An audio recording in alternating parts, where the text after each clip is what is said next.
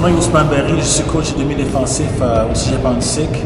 Je suis aussi un des très rares demi-coins venant du système collégial québécois qui a eu la chance de jouer au football canadien et américain au niveau professionnel en tant que demi-défensif et ou corner si on préfère.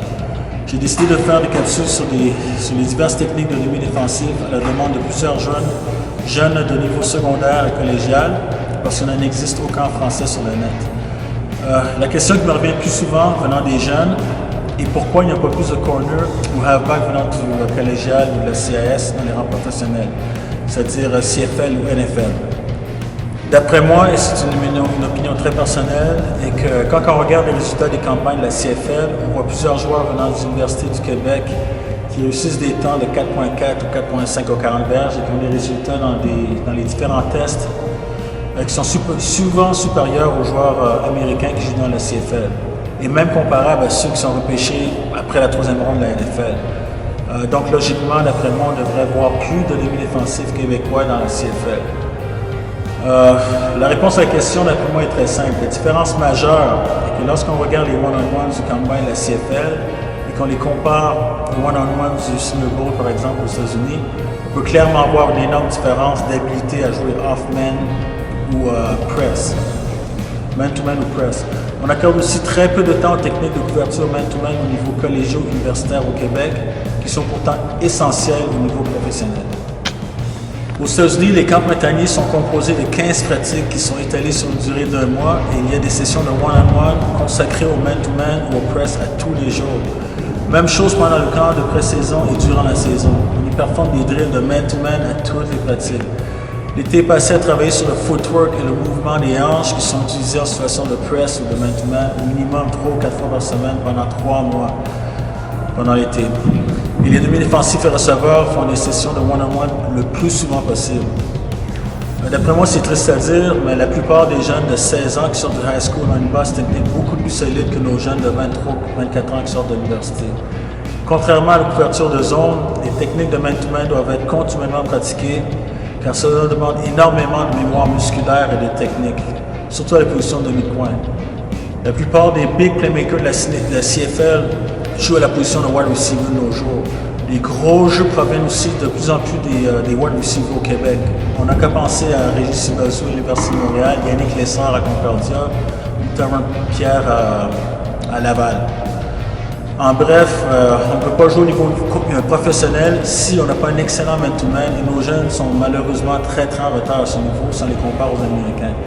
Je peux continuer à en parler du sujet pendant des heures, mais c'est pas le but de la session.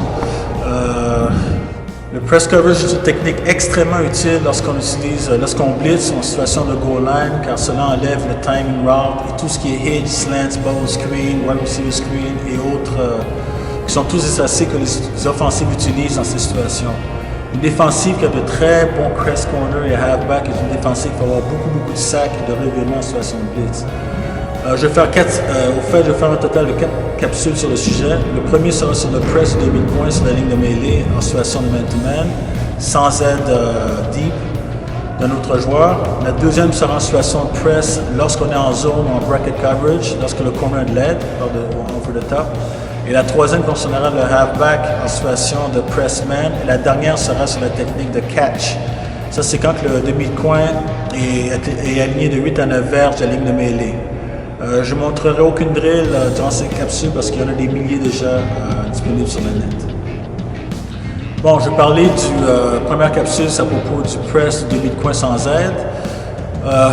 Il y a beaucoup de coachs, même au niveau universitaire, qui pensent que le press, c'est juste ça, c'est de collisionner, de faire contact avec le receveur pour après ça courir avec. Au fait, c'est beaucoup plus complexe que ça. Le press coverage est très technique.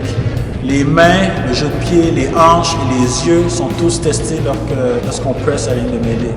Vous perdez votre technique, vous essayez de deviner ce que le tracé est, vous allez perdre et vous allez vous faire battre à coup sûr. Cela paraît très simple, mais à cause de la vitesse et des habiletés athlétiques et la finesse des receveurs de nos jours, vous devez compter sur votre technique pour gagner. Il faut donc jouer avec nos yeux en premier, suivi de nos pieds et ensuite nos mains. Il faut aussi avoir de très grosses confiance en soi ainsi qu'une certaine attitude. Il ne faut jamais se dire qu'on fait face à un excellent receveur qui est grand et fort ou qui est plus rapide que nous. Il faut se dire que vous allez gagner la bataille, quelle que soit sa grandeur, sa grosseur, sa vitesse et sa réputation. On ne peut pas jouer au press si on n'a pas confiance en soi et en ses habilités. Il est aussi absolument essentiel d'apprendre à étudier un receveur sur film afin d'acquérir cette confiance. Il est important d'apprendre quelle sorte de release le receveur aime prendre, s'il est physique ou si c'est plus un danseur, surtout au niveau universitaire. Si on va avoir la chance de voir de plus en plus nos jeunes jouer au niveau professionnel comme demi de coin ou halfback. Il faut commencer par un bain stance ou position de départ. Si le stance n'est pas bon, on sera battu à l'avance. Les pieds sont alignés à la largeur des épaules, pas trop larges, sinon on ne peut pas les bouger après. Les genoux pliés, poids sur la plante des pieds et non sur le talon et le casque en dessous du casque du receveur pour avoir un meilleur leverage sur lui. Là, on voit la position de face. Et la position de côté, on voit que son casque est en dessous de celui du receveur. Ses mains sont prêtes. On appelle ça avoir des happy fingers quand il bouge les doigts comme ça. Les genoux sont bien pliés et le poids est bien réparti sur les pieds. Si certains demi-défensifs préfèrent avoir le pied en avant, le pied intérieur avant, ce qui est aussi bon.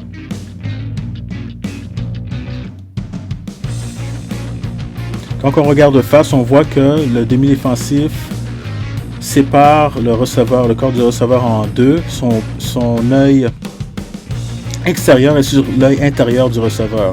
On veut lui enlever tous les tracés intérieurs car ils sont les plus faciles à compléter pour un carrière. On veut forcer le receveur à faire son release à l'extérieur car le pourcentage de complétion est beaucoup plus faible.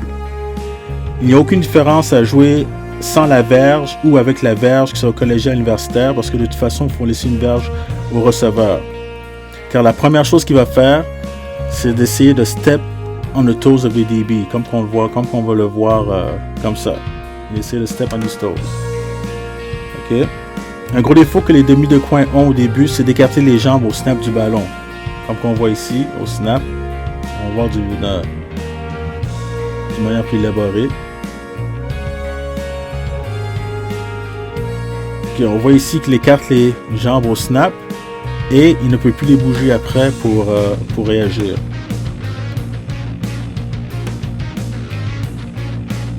Okay, c'est une réaction naturelle, puis il faut beaucoup de répétitions pour s'en débarrasser. Ici, on voit un hop step de côté, ce qui nous met dans une autre mauvaise position, car nos pieds sont pris dans le ciment. Ok, un autre défaut aussi, c'est d'être sur les talons. Ici, on voit que le DB sur les talons et il perd l'équilibre. Ok, il faut comprendre que les 2 ou 3 premières verges, ou même la première seconde est plus importante, car le receveur va nous donner une clé de ce que son tracé va être. S'il fait un release vers l'extérieur, il va probablement faire un fade ou un tracé extérieur à 5, 10 ou 15 verges. Le tracé le plus dangereux lorsqu'il release à l'extérieur est le fade route. S'il fait un release vers l'intérieur, c'est qu'il va finir son tracé à l'intérieur. Le tracé le plus dangereux quand il release à l'intérieur est le post. Ok, comme on voit ici, le DB a les yeux sur la boucle de la ceinture et le premier pas est vers l'arrière, quand on veut forcer le receveur à se commettre et aussi mettre ses pieds en mouvement le plus rapidement possible pour éviter qu'il soit statique. Ok, en reculant, comme on va voir, la ligne de mêlée recule aussi et ça rend toutes les feintes du receveur inutiles. Ok, si on a le pied en avant, le pied intérieur en avant, il faut éviter de faire un false step comme que le DB fait à l'écran présentement.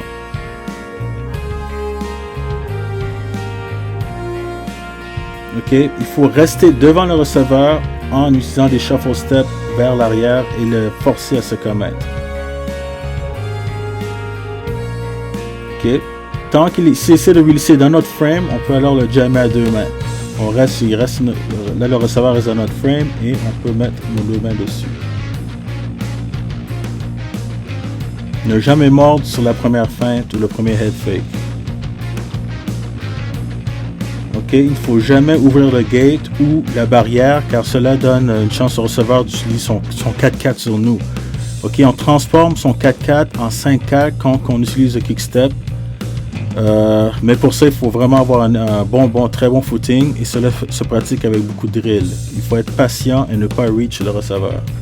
Comme ici, on voit que le DB a ouvert le gate.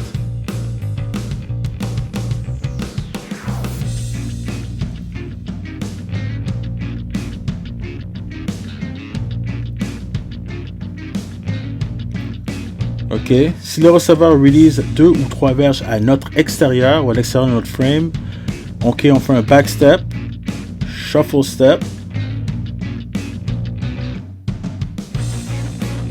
et kick step et on frappe avec la main opposée. Ok, il ne faut jamais croiser les jambes car cela nous met automatiquement en position de poursuite. Donc on voit ici, il croise les jambes et automatiquement, il est en poursuite.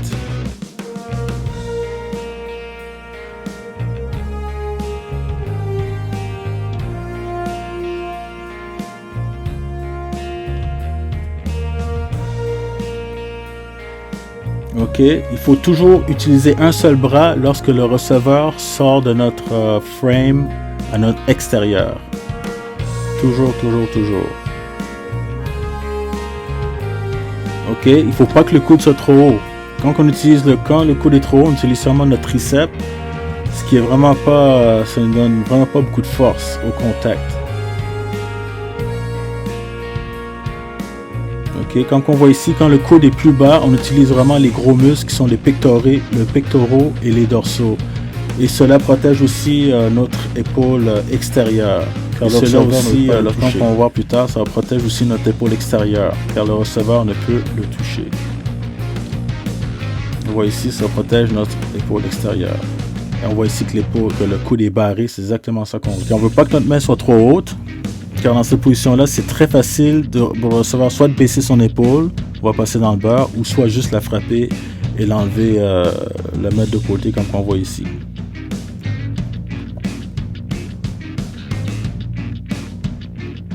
Ok, on veut pas aussi non plus que ce soit trop bas, car c'est très facile pour le receveur de s'en défaire aussi. On lui rend la vie très facile. C'est la position idéale. Ok, il faut placer notre main sur son pectoral. Ok, ce que j'aurais préféré ici que son coude soit plus barré. Exactement, ça c'est exactement où il faut le frapper. Le receveur ne peut absolument rien faire. Il faut avoir des mains très rapides. Ok, il ne faut pas avoir un bras comme un spaghetti, avoir un bras très mou, il faut vraiment être très solide. Ok, comme on voit ici. Ok, il ne faut pas faire contact lorsque le receveur est à notre hauteur, car cela, ok, on croise nos pieds et ça nous met automatiquement en position de poursuite. Et en ayant le bras extended ou le bras des pieds comme ça, on crée de la séparation et on pousse le receveur dans la direction où il va aller. Ok, ce qu'il faut faire, quand le receveur est à notre hauteur, il faut tout simplement le couper en gardant notre bras bas. Comme on coupe le chemin, exactement comme il fait ici. Et on le coupe, on reste devant lui. Dès qu'il est à notre hauteur, on n'utilise jamais nos bras pour le jammer. Ok, les receveurs de nos jours sont vraiment trop bons pour être jammés à deux mains lorsqu'ils vont à l'extérieur.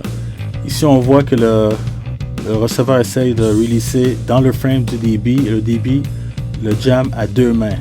Toujours utiliser les deux mains quand le receveur reste dans notre frame. On voit ici très bien, le receveur reste dans notre frame, il ne sort pas de notre frame, donc on peut le jammer à deux mains. Ok. Ici, quand le receveur a les hanches tournées et que le receveur revient à l'intérieur, il faut absolument utiliser un speed turn, ce qu'on appelle un speed turn. Ce qu'on voit ici, le receveur release à l'extérieur. Si on n'utilise pas notre speed, il y a les hanches tournées, il n'utilise pas le speed turn, automatiquement il est battu. En position de poursuite encore une fois, parce qu'il a croisé les jambes.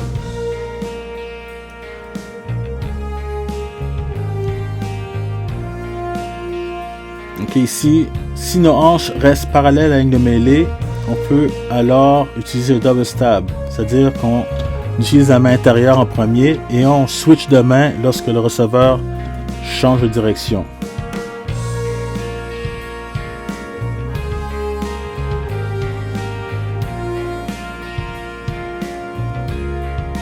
Ok, ici, si on est battu à l'intérieur, ce qui va arriver quelquefois, on n'est pas parfait, on utilise une technique qu'on appelle le slip and lock. Ici, on voit le receveur, le DB qui utilise le slip and lock et se repositionne à l'intérieur.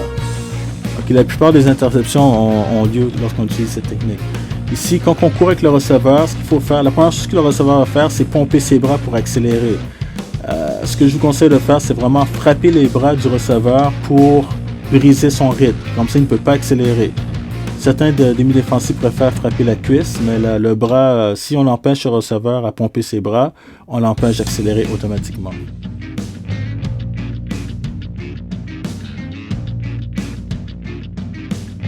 Ok, quand on est upfield, il ne faut pas être trop en arrière du receveur, car ça c'est non, on est battu. Il ne faut pas non plus être trop en avant. Ok, ça c'est pas une bonne position. Il faut vraiment être sur sa poche avant. Exactement comme que le DB est présentement. Peut-être un petit peu plus sur sa poche avant.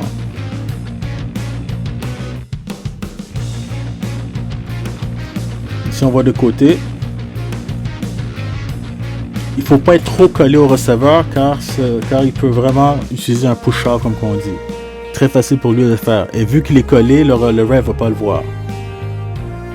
Okay. Si on est en position, il faut être assez à un bras de distance. Ça, c'est une bonne position. Si le receveur essaie de faire un push-off, le ref va automatiquement le voir et ce sera une punition sur le receveur. Ok. Quand on est court avec le receveur, toujours lire les hanches. Ses hanches baissent, nos hanches baissent. C'est paraptis, nos paraptis. Il faut toujours faire un break sur son épaule extérieure. Comme on voit ici. Ici, on voit que le receveur, DB fait une bonne job, mais il regarde le carrière. Ce qui va se passer ici, en regardant le carrière, nos pieds ralentissent et le receveur crée automatiquement de la séparation. Ok, c'est quelque chose qu'on ne peut pas. Dès qu'on regarde le carrière, c'est automatiquement, on va ralentir. C'est automatique. Il n'y a rien qu'on peut faire pour. La pire chose à faire ici, c'est de couper devant le receveur, sur son épaule intérieure. Là, on voit qu'il est battu sur un hook and go. Il faut toujours breaker sur son épaule extérieure. Ok, ici, quand le ballon est dans les airs, il faut toujours regarder le ciel et non le carrière. Si on regarde le carrière, ça va nous faire tourner les épaules et on va bifurquer vers l'intérieur et c'est ce qu'on ne veut pas. Ici, on voit que le DB est en très bonne position. Il regarde dans les airs. En regardant dans les airs, il est resté en contrôle avec le receveur. Okay? Il faut éviter de s'accoter sur le receveur car dans cette position, c'est impossible d'attraper le ballon. Et deuxièmement, le receveur peut nous pousser facilement sans que le ref le voie. Okay? Il faut garder une main sur la hanche. Quand on a une main basse, le ref ne peut pas vraiment coller d'obstruction là-dessus. C'est quand on a la main haute. Et on garde la main sur le hanche pour ne pas le perdre. Très bonne position ici. Ce qu'il faut éviter, c'est d'avoir la main haute, comme je l'ai dit plus tôt, car premièrement, ça crée de la séparation. Et deuxièmement, le ref voit toujours une main qui est haute. Et ça peut occasionner des flags.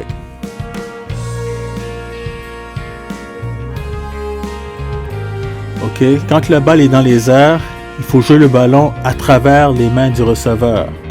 Parce que celles-ci sont hautes. Exactement comme ça. On sépare les mains du receveur, on essaie de l'attraper. Si on n'attrapait le ballon, il serait impossible pour le receveur aussi de l'attraper. Ok, on peut écraser le receveur sur la ligne de côté si on joue du côté court. Parce qu'on a le sideline pour nous aider. Et lorsqu'on joue du côté long, on peut se retourner vers le receveur. Ok, car le receveur a beaucoup plus d'espace pour manœuvrer. Donc c'est plus facile de faire un jeu si on fait face au receveur. Bon, ben c'est la fin de la première capsule. Ce que je viens de démontrer ici, c'est vraiment la base base minimum pour le press sur la ligne de mêlée pour le corner. Je vais avoir 3 autres capsules, une concernant les halfbacks, Saint-Berge, une autre concernant le catch technique du corner qui est à 8 ou 9 berges, et une dernière sur une autre pour les corners qui est quand le corner joue press en zone ou quand elle l'aide en arrière du safety. C'est une autre technique utilisée. Comme je dis, ça c'est la base minimum. Il y a plusieurs variations qu'on peut faire du press à ligne de mêlée. Par exemple, on peut reculer en utilisant des steps et forcer le receveur à prendre un côté. On peut aussi reculer, arrêter nos pieds subitement pour le frapper sans qu'il s'y attende. Ou, une qui est très populaire aussi, c'est le quick step. C'est-à-dire que dès que le receveur bouge, on sort notre main, on le jab. Cette technique-là, moi j'utilise. On peut l'utiliser une fois de temps en temps, mais pas trop souvent, parce que si le receveur sait qu'on utilise cette technique-là, c'est très facile pour lui de s'ajuster par la suite. Okay? Donc, on se revoit pour la prochaine capsule.